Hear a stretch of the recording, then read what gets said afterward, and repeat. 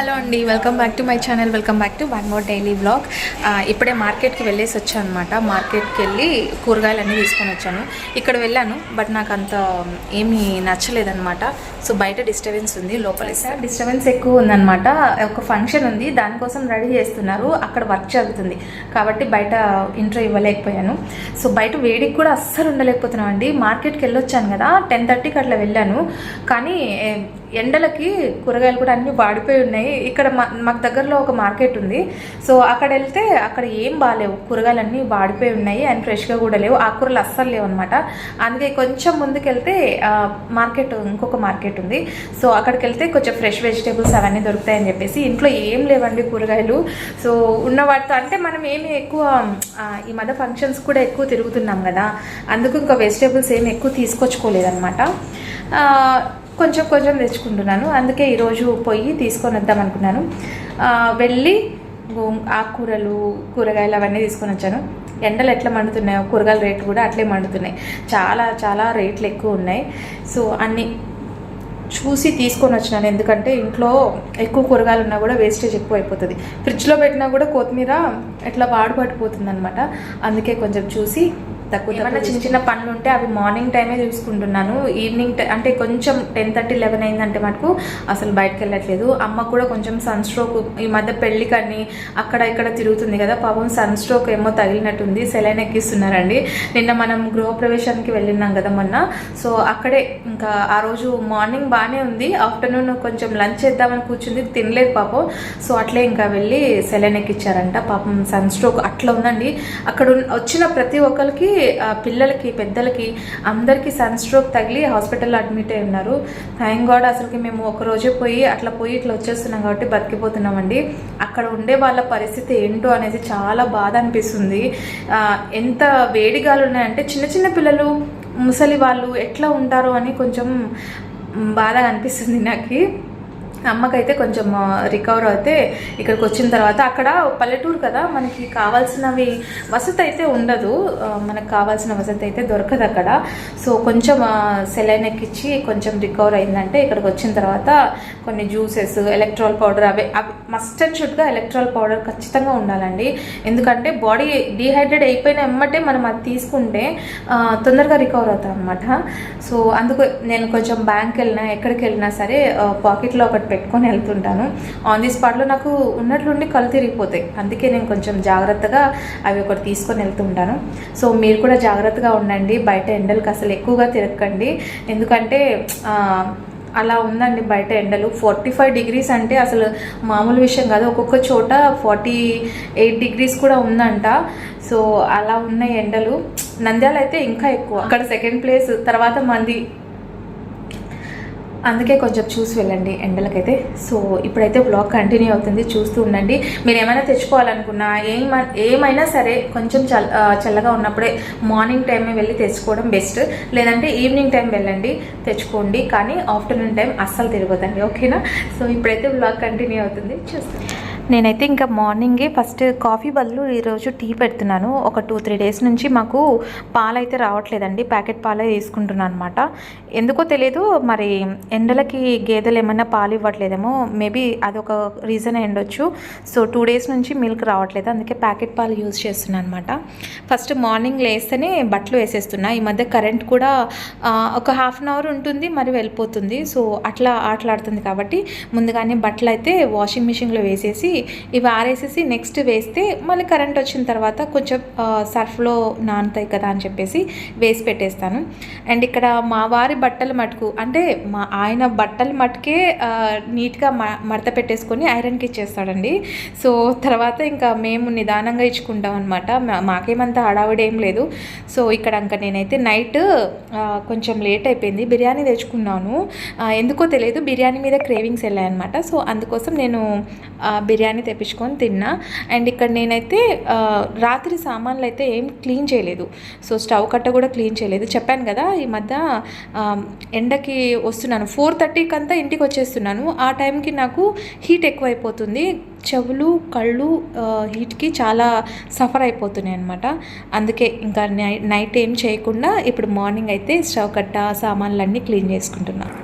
ఒక 15 మినిట్స్ వంటింట్లో ఉన్నాం అనుకోండి, చెమటలు అయితే ఇలా కారిపోతున్నాయి.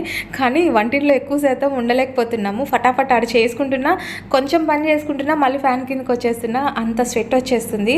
సో స్వెట్ రావడం కూడా మంచిదే, మన స్కిన్ కూడా మంచిగా షైనీగా కనిపిస్తుంది, మంచిగా గ్లోయింగ్. ఎప్పుడైనా మీరు గమనించారా, అంటే సమ్మర్లోనే మనకి స్కిన్ అనేది మంచిగా షైనింగ్గా, మనుషులైనా సరే ఫ్రెష్గా కనిపిస్తాం కదా, ఎందుకంటే మన బాడీలో ఉన్న స్వెట్ మొత్తం వెళ్ళిపోతుంది. స్వెట్ వెళ్ళిపోతే పర్లేదండి, నీరసం వచ్చేస్తుంది హెవీగా వెళ్ళిపోవడం వల్ల. సో ఇంకా నేను ఎక్కువ టైం ఇక్కడ కేటాయించకుండా ఫాస్ట్గా స్టవ్ కడిగేసి ఆ లోపు కరెంట్ వెళ్ళిపోతుంది. నేను అక్కడ వెళ్ళి కూర్చుందాం అనుకునే లోపు బయట అస్సలు గాలి లేదు. ఇక్కడ ఫ్యాన్ చూస్తే కరెంట్ వస్తుంది పోతుంది. ఇంకా ఏం చేస్తాం, నా పరిస్థితి అట్లుందనమాట. స్టవ్ ఒక రోజు క్లీన్ చేయకపోయినా సరే ఇంకా అది మొత్తం గలీజ్ అయిపోతుంది, ఆయిల్ మరకలు అవన్నీ పడిపోతాయి కదా. సో ఎప్పటికప్పుడు క్లీన్ చేసుకుంటూ ఉంటాను. మార్నింగ్ వంట చేసే ముందు ఒకసారి. సో ఇప్పుడు చూసారా నా ఫేస్ మీద ఎంత స్వెట్గా అనిపిస్తుందో, అందుకే కొంచెం ఆడ పని చేసుకుంటున్నాను, మళ్ళీ వచ్చి ఇక్కడ కూర్చుంటున్నాను అనమాట. సో అందుకే పని అయితే సాగట్లేదండి, అక్కడ కొంచెం ఇక్కడ కొంచెం అట్లా చేసుకుంటూ కూర్చుంటూ ఉన్నాను. ఇంకా నేను వంట పని ఒకటి చేసుకొని వెళ్ళిపోతాను అనమాట. ఇంకా వెట్ టిష్యూ ఉంటే దాంతో ఇట్లా క్లీన్ చేసేసుకుంటున్నాను. సో చాలా స్వెట్ వచ్చేస్తుంది, అస్సలు తట్టుకోలేనంత స్వెట్. సో మిగతా వాళ్ళు ఎలా ఉంటున్నారేమో కానీ నాకైతే కొంచెం స్వెట్ వెళ్ళిపోయిందంటే చాలు, నిమ్మకాయ రసం తేండి, ఎలక్ట్రాల్ పౌడర్ తేండి, ఇట్లా ఉంటుంది అనమాట నా పరిస్థితి. అండ్ మా వాడు ఏంటంటే ఈ మధ్య ఎండకి మేము ఇంట్లో ఉండం కదా, మేము ఇంట్లో ఉన్నంతసేపు ఉంటాడండి, ఇంట్లో లేకపోతే ఇంకా క్రికెట్ ఆడడానికి వెళ్ళిపోతాడు. పిల్లలకి తెలియదు కదా, సో వాళ్ళకి చెప్తూ ఉన్నాను, నేను రెగ్యులర్గా చెప్తూ ఉన్నాను బయట వెళ్ళొద్దండి అని చెప్పేసి.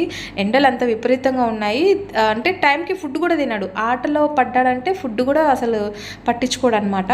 సో అందుకే వాడికి చెప్తున్నాను అనమాట కొంచెం సీరియస్గా. మా వారు కూడా అదే చెప్తున్నారు. ఎన్నిసార్లు చెప్పినా సరే నేను మామూలుగా అయితే ఇంట్లో వేసేసి వాళ్ళని లాక్ వేసేస్తాను, బయట వెళ్ళకుండా. కాకపోతే ఇంకా ఆడుకునే పిల్లలు కదా, బాల్కనీలోనో ఇక్కడే ఆడుకోమని నిదానంగా చెప్తున్నాను. ఆడుకునే పిల్లలు కదండి, అసలు వాళ్ళ మాట వినరు. అండ్ బ్రేక్ఫాస్ట్లోకి ఈ రోజు మటుకు ఇడ్లీ, రోజు రాగి జావా అట్లా చేస్తుంటే, కానీ ఈరోజు ఇడ్లీ అనమాట. రాగి జావాకి కొంచెం బ్రేక్ ఇచ్చేసాము. ఇడ్లీ బ్యాటర్ అయితే కొంచెమే, ఎక్కువ నానేసినా కూడా పులిసిపోతుంది, అవి ఈవినింగ్కి బాగుండదు. దాంట్లోకి పల్లీలు, పప్పులు, కొత్తిమీర, అల్లం కొంచెం వేసేసి పచ్చి కొబ్బరి వేసి చట్నీ అయితే ప్రిపేర్ చేస్తున్నా. 2 ప్లేట్స్ అయితే సరిపోతాయండి, ఎవరికి కావాలనుకున్న వాళ్ళు అప్పుడు వేసుకుంటారు వేడిగా. ఈ మధ్య నేను అంటే బ్రేక్ఫాస్ట్ ఏమి ఎక్కువ చేయట్లేదండి, మార్నింగ్ రైస్ చేసేస్తా, ఇంకా ఏదో ఒకటి కర్రీనో పప్పు ఏదో ఒకటి చేసేస్తా అనమాట. సో అదే ఇంకా వాళ్ళు మార్నింగ్ ఆఫ్టర్నూన్ అసలు ఆకలి అనేది వేస్తే కదా మామూలుగా మనం తినడానికి, వాటర్ క్వాంటిటీ ఎక్కువ పోతుంది, ఫుడ్ అనేది తక్కువ పోతుంది కదా. సో అందుకే మార్నింగ్ ఒక్క గ్లాస్ రైస్ వండితే అది అలాగే ఉండిపోతుంది. సో పిల్లలు మార్నింగ్ తినేస్తే ఆఫ్టర్నూన్ తినడం లేదు, ఈవినింగ్కి మళ్ళీ అదే మిగిలిపోతుంది అనమాట. దాని కర్డ్ రైసో, లెమన్ రైసో, అంటే జీలకర్ర అన్నమో ఏదో ఒకటి చేయాల్సి వస్తుంది. సో ఇంకా ఎందుకులే అని చెప్పేసి ఒక చిన్న గ్లాసు. అండ్ బ్రేక్ఫాస్ట్ మామూలుగా తినేస్తారు పిల్లలు, తినేసి ఇంకా మధ్యాహ్నం ఆకలేస్తేనే తింటారు. సో దీంట్లోకి నేను సాంబారు అండ్ చట్నీ అయితే ప్రిపేర్ చేస్తున్నా. సాంబార్ అయితే 2 in 1 వస్తుంది కదా, అంటే మార్నింగ్ ఇడ్లీలోకి, ఆఫ్టర్నూన్ లంచ్లోకి వస్తుంది అని చెప్పేసి సాంబార్. ఇడ్లీ చేసినప్పుడు మటుకు నాకు ఒక బంపర్ ఆఫర్ అనమాట, ఆఫ్టర్నూన్ లంచ్లోకి సపరేట్గా చేయాల్సిన అవసరం ఉండదు. ఇంకా ఎగ్ ఏదో ఒకటి ఆమ్లెట్ వేసేసుకుంటారు పిల్లలు. ఇంకా నేనేంటంటే సాంబార్ ఇంకా సరిపోతుంది కదా అన్నట్టుగా నేను ఒకటే ప్రిపేర్ చేసేస్తాను, కొంచెం ఎక్కువ క్వాంటిటీ. సో అదండి ఈరోజు మా మార్నింగ్ బ్రేక్ఫాస్ట్ అయితే మేము ఇడ్లీ ప్రిపేర్ చేసుకున్నాము. పిల్లల కోసం బాదాం అయితే నానేసి పెట్టేసాను అనమాట, అంటే పిల్లలు తింటారు కదా అని చెప్పేసి. ఇప్పుడు కాకపోయినా తర్వాత అయినా కొంచెం అట్లా తినుకుంటూ వెళ్తూ ఉంటారు, ఆడుకుంటూ తినుకుంటూ. ఎలాగైనా సరే ఇంకా వాళ్ళు తినేస్తే మంచిదే కదా అని, ఇంకా ఎట్లా తిన్నా ఒకటే కదా అని చెప్పేసి నానబెట్టడం వరకు నా వంతు. తర్వాత ఇంకా మా వారైతే పూజ చేసేసారు. నేనైతే ఇప్పుడు పిఎంఎస్ టైం కాబట్టి నేను పూజ అవన్నీ ఏం చేయను. సో మా వారు కానివ్వండి, మార్నింగ్ అయితే మా వారు చేసేస్తారు, అంటే కొంచెం ఎర్లీగా నేను కసు చిమ్మేసి మాప్ పెట్టేస్తే మటుకు మా వారు చేసేస్తారు. ఈవినింగ్ అంటే యాజ్ యూజువల్ ఇంకా పాప అయితే చేస్తారు. ఈ పిఎంఎస్ ఉన్న రోజు మటుకు పాప అయితే చేసేస్తుంది. అండ్ ఇక్కడ సాంబార్లోకి రెడీ చేస్తున్నాను అనమాట ఆనియన్స్. ఇవేంటంటే డ్రై అయిపోయి దాన్ని తీయడానికి చాలా ఇబ్బంది అవుతుంది, అందుకే వాటర్లో వేసేసాను.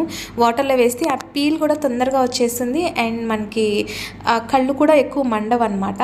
సో ఇంతకుముందు అరబస్తా తీసుకొచ్చానండి అవి చిన్న ఉల్లిపాయలు.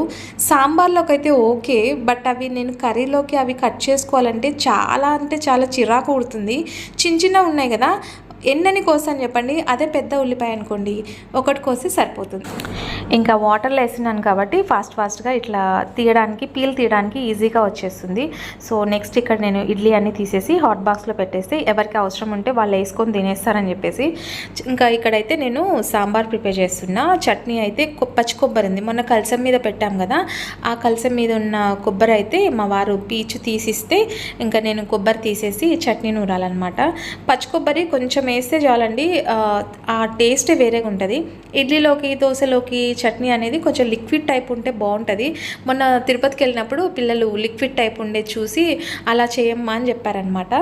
సో ఆ టైప్ చేద్దామని చెప్పి ఫస్ట్ అయితే ఇక్కడ సాంబార్ ప్రిపేర్ చేస్తున్నా.